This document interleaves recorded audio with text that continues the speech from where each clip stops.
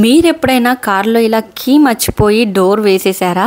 ఆ కీ అలా కనిపిస్తుంది కానీ తీయడానికి రాదు. అబ్బబ్బా ఎంత బాధేస్తుందో అప్పుడైతే. చలో ఇంకా స్టార్ట్ చేద్దాం. ప్లాస్టర్లతో అందరూ యూట్యూబ్ లో తీస్తున్నారు కదా అని చెప్పి మా హస్బెండ్ అయితే వెళ్ళి ప్లాస్టర్లు కొనుక్కొని వచ్చేసాడు. ఇక్కడైతే విండోకి మొత్తం ప్లాస్టర్స్ వేస్తున్నాడు చూడండి.